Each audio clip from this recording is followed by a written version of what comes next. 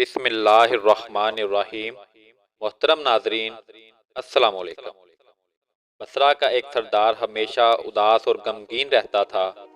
کسی نے اس سے دریافت کیا کہ آخر اس پریشانی کا سبب کیا ہے۔ اس پر سردار نے جواب دیا کہ بات کہنے کی تو نہیں پر کہی جاتی ہے کہ مجھ سے ایک ولی اللہ کی خدمت میں کچھ بے ادبی ہو گئی تھی، اس لیے ڈرتا ہوں کہ قیامت کو اس کے مواخذے میں گرفتار نہ ہو جاؤں۔ واقعہ یہ پیش آیا کہ ایک مرتبہ میں زیارت بیت اللہ کو چلا اور سب دوست عزیز و اقوار رخصت کرنے آئے۔ حسب دستور کچھ دور چل کر میں نے سب کو لٹا دیا، مگر ایک شخص زید جو میرے خواص میں تھا واپس نہ ہوا۔ اس نے میرا پیچھا نہ چھوڑا۔ مجبور ہو کر میں نے اسے جھڑک دیا کہ بیت اللہ کا جانا بھی کوئی آسان سمجھا ہے جو پیدل پا چلنے کو تیار ہو گیا۔ میرے ساتھ نہ آ اور جس راہ سے تیرا جی چاہے چلا جا۔ کہنے لگا، اے آقا، کیا خدا اس پر قادر نہیں کہ تم کو درد راہ جلد پہنچا دے اور مجھ کو بے یار و مددگار اور بلا تشابہ چھوڑ دے۔ یہ کہہ کر اس نے اپنی راہ لی اور میں اپنے راستے سے چلتا بنا۔ راستہ بھر کہیں وہ مجھے کو نظر نہ آیا، واللہ عالم کہاں پوشیدہ ہو گیا۔ جب خدا کے فضل سے مناسک حج سے فارغ ہو کر میں مدینہ طیبہ کو چلا تو کیا دیکھتا ہوں کہ زید آ گیا اور السلام علیکم کہہ کر میرے پاس بیٹھ گیا۔ میں نے حیرت سے پوچھا کہ حج کر آیا ہو؟ کہا ہاں۔ پھر میں نے مظفراً کہا، حج کی سند بھی ملی ہے؟ تو کہنے لگا، کیسی سند؟ وہ کس کام آتی ہے؟ میں نے کہا، حج کرنے والے کو بیت اللہ میں غیب سے چھڑی ملتی ہے جس میں لکھا ہوتا ہے فلاں ابن فلاں حج کو آیا تھا اور اس کا حج قبول ہو گیا۔ پھر اسی سند کے ذریعے قبر اور حشر کے عذاب سے نجات ہوتی ہے۔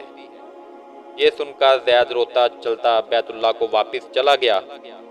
جب میں نے حضور اقدس صلی اللہ علیہ وآلہ وسلم کی زیارت سے فارغ ہو کر لوٹا تو کیا دیکھتا ہوں کہ زید پھر آ گیا اور السلام علیکم کے بعد ایک چھڑی میرے سامنے رکھ دی جو ایک نہایت عمدہ ریشمی کپڑے میں سبز خط سے زید کے عذاب، قبر اور حشر سے نجات کے لیے لکھی تھی۔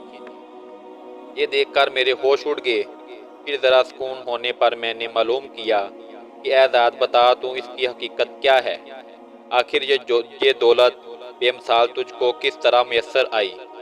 اب اس نے بتایا کہ سنو بھائی، جب میں اللہ تعالیٰ بیت اللہ مقدس کو پہنچا تو خطبہ اللہ حاجیوں سے بالکل خالی تھا۔ اس وقت میں نے گر گرا کر زور و قطع رونا اور چلانا شروع کر دیا۔ اے مالک تو جہاں، کیا غریب گناہ گاروں کا حج بھی قبول نہیں ہوتا جو مجھ کو حج کی سند نہیں ملی؟ کیا غریبوں کا کعبہ اور صاحبوں کا کعبہ اور ہے جو وہاں جا کر سند لاؤں؟ مجھ کو قسم ہے تیرے عزت جلال کی، جب تک چڑھی نہ پاؤں گا کعبہ سے باہر نہ جاؤں گا اور روتے روتے یہی مر جاؤں گا۔ اچانک غیب سے آواز آئی، اے ذات، نجات کی چھڑی لے جا اور اپنی راہ لے۔ پھر یہ چھڑی میرے ہاتھ میں آ گئی جس کو لے کر میں چلا آیا۔ یہ سن کر میری حیرت کی انتہا نہ رہی کہ اللہ اس شخص کا یہ عالی مرتبہ ہے جس سے میں آج تک واقف نہ تھا۔ پھر عزت اکرام کے ساتھ اس کو اپنے ہمراہ بصرہ لے کر آیا اور وہ چھڑی نہایت احترام تنظیم کے ساتھ متوارِ موزیم کر کے صندوق میں بند کر دی۔ جب کبھی جی چاہتا تو کمال اداب احترام سے نکال کر اس کی زیارت کر لیتا، چومتا اور آنکھوں سے لگاتا تھا، پھر محفوظ کر دیتا۔ اتفاقاً میں کہیں سفر میں تھا کہ میرے پیچھے زید کا وصال ہو گیا۔ جب میں واپس آیا تو اس خبر سے میرے رنج و کلم کی انتہا نہ رہی کہ افسوس میں ایسے ولی کی تجدید تفین میں بھی شریک نہ ہو سکا۔ پھر اچانک مجھ کو وہ چھڑی یاد آئی جو میرے بکس میں محفوظ تھی۔ اب تو میں اور بھی بے تاب ہو گیا اور اپنے اوپر افسوس کرنے لگا کہ سفر کو جاتے وقت میں نے وہ چھڑی زید کو کیوں نہ دی۔ پھر اپنا مہر شدہ صندوق منگا کر دیکھا تو اس طرح مہر بند تھا۔ جب میں نے اسے کھولا تو اس میں چھڑی نہ پائی۔ اب تو میرے غم و عالم کا کچھ ٹھکانہ نہ رہا اور ایک حشر کا عالم بڑھاپا ہو گیا۔ دوروں کے تار رونے لگا اور روتے روتے سو گیا۔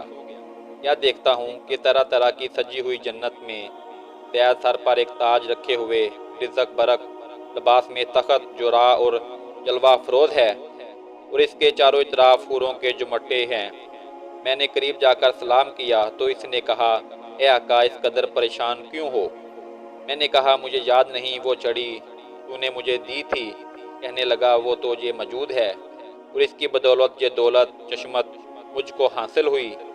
اب آپ کچھ سردونا کیجئے اور اپنی من مانی مراد کو پہنچ گئے۔